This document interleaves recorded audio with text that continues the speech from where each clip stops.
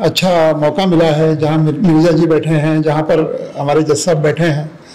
मैं भी करीब करीब 12 साल तक हमारी एक संस्था है यहाँ पर मिराज कॉलेज की, बहुत ही मतलब स्थापित की हुई विदर्भ इकोनॉमिक डेवलपमेंट काउंसिल।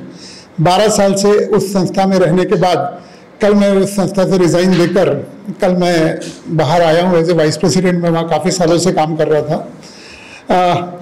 12 सालों में मैंने विदर्भ के इकोनॉमिक डेवलपमेंट के लिए मेरी तरफ से बहुत ज़्यादा कोशिश की, और अभी मैंने बुक के जो पन्ने पलटे उसमें हमारे कुंदर सर ने जो लिखा है एग्जैक्टली पूरी मेरी परिकल्पना है। अभी थोड़े दिन पहले गिरीश गांधी जी ने यहाँ मेरी एक पुस्तक का विमोचन भी किया था, जिसमें मैंने विदर्भ की संभावनाओं के ऊपर पूरे 11 जिलों में की अलग अलग क्या स्ट्रेंथ है उसके ऊपर लिखा था। मैं ज़्यादा समय नहीं लूँगा। जो निम्बालकर सर ने बात आगे बढ़ाई, उसी बात को थोड़ा कहने के लिए मैंने चौखारी जी को रिक्वेस्ट किया कि आज सारी परिस्थितियाँ विदर्भ के अनुकूल हैं। प्रधानमंत्री की हर स्कीम जो प्रधानमंत्री ने पिछले 8 सालों में प्रधानमंत्री जी ने अनाउंस की, वो सारी की सारी स्कीम विदर्भ में बहुत अच्छे से फिट बैठती है। मैं एक एग्जांपल देता हूं आपको कि आज हमारे पास में 200 किलोमीटर रेडियस एरिया में कपास का उत्पादन है। हमारे पास में बूटी में एक कारखाना है जिसका हमने अभी तक कभी अपनी क्षमता के हिसाब से सोचा नहीं, इंडोरामा, जो 10 लाख टन पॉलिएस्टर बनाता है। बहुत बड़ी कैपेसिटी। आज से 25 साल पहले वो कारखाना 4800 करोड़ में लगा था। तीसरी बात हमारे पास आराम से 5000 मेगावाट बिजली स्पेयर हम कर सकते हैं। चौथी बात, हमारे पास 20,000 ग्रेजुएट इंजीनियर्स हैं, लैंड है, पानी है। इन सबको यदि ठीक से सिंक्रोनाइज किया और हमारी राजनीतिक इच्छा शक्ति हुई और इसको ठीक से सिंक्रोनाइज किया तो टेक्सटाइल मिनिस्ट्री का $120 बिलियन, $120 बिलियन का टेक्सटाइल एक्सपोर्ट टारगेट अकेला विदर्भ पूरा कर सकता है। और $120 बिलियन के टारगेट को पूरा करने के लिए हमारे पास सब कुछ है, जो होना चाहिए हमारे पास सब कुछ है। सेंट्रल गवर्नमेंट ने 3 साल पहले एक मित्रा स्कीम निकाली थी जिसके अंतर्गत देश में 7 बड़े टेक्सटाइल पार्क का निर्माण होना था। उसके लिए हम लोग आज इतने दिनों से फाइट कर रहे हैं। वो औरंगाबाद और नागपुर और मुंबई के बीच में फंसा हुआ है, वो आज तक क्लियर नहीं हो पाया।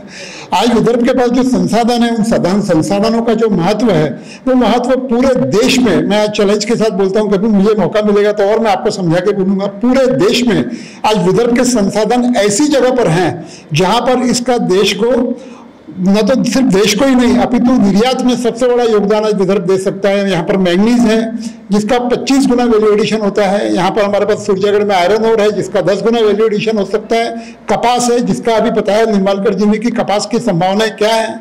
आज हमारे पास में विदर्भ में एक आपको मैं बताऊं कि गुजरात का और महाराष्ट्र के बीच में करीब 22 लाख करोड़ रुपए का व्यापार होता है।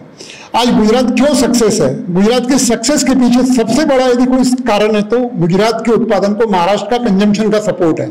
गुजरात जो भी बनाता है वो उसका महाराष्ट्र कंजम्पशन करता है, इसलिए गुजरात की इंडस्ट्री सक्सेस है। क्योंकि आप कचरा बनाइए, बिक जाता है तो सक्सेस है। गोल्ड बनाइए और बिकता नहीं तो बेकार। गुजरात का चाहे वो सिरेमिक हो, चाहे पेट्रोलियम हो, चाहे कपड़ा हो, चाहे डायमंड हो, चाहे फर्टिलाइजर हो, हर चीज गुजरात की जो बनने वाली है उसको महाराष्ट्र का कंजम्पशन का सपोर्ट है।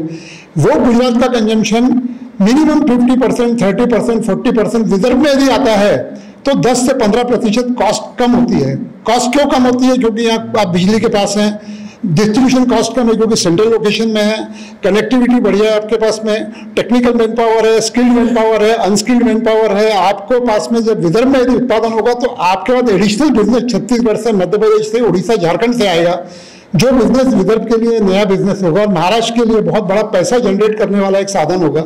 इन सब संभावनाओं को ध्यान में रखते हुए विदर्भ की जो शक्तियां हैं, देखेंगे तो देश में सबसे ज्यादा विदर्भ के पास शक्तियां हैं जिसको हम ठीक से कैपिटलाइज नहीं कर पा रहे।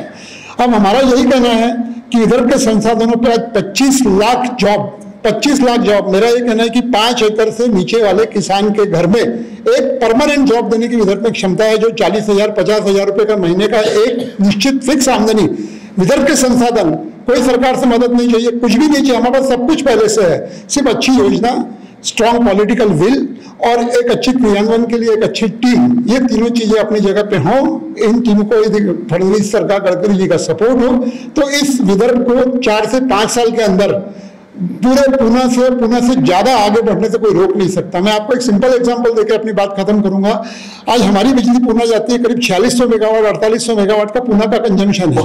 ये बिजली पुणे जाके क्या करती है जो हमारे यहाँ नहीं हो सकता? ये बिजली पुणे में जाके सॉफ्टवेयर क्रिएट करती है, वहाँ ट्रक बनता है, वहाँ मोटरसाइकिल बनती है, वहाँ पर हाईटेक इंडस्ट्री चलती है। इन हाईटेक इंडस्ट्रीज सॉफ्टवेयर वगैरह के वजह से हर 1 तारीख को पूना के बैंक अकाउंट्स में 10,000 करोड़ रुपए की सैलरी आती है। मिर्जा साहब सुनिएगा, 10,000 करोड़ रुपए की सैलरी पूना के अकाउंट में आती है। हमारे क्यों नहीं बन सकती? हमारा टैलेंट की कमी है? किस चीज की कमी है हमारे यहाँ पे?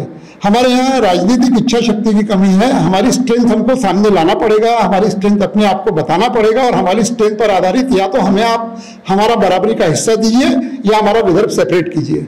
2 में से एक चीज अब आपको करना पड़ेगा। अब ज्यादा रुकने की क्षमता हमारे में नहीं है, अब हम ज्यादा प्रतीक्षा नहीं कर सकते। बाकी कुछ भी नहीं।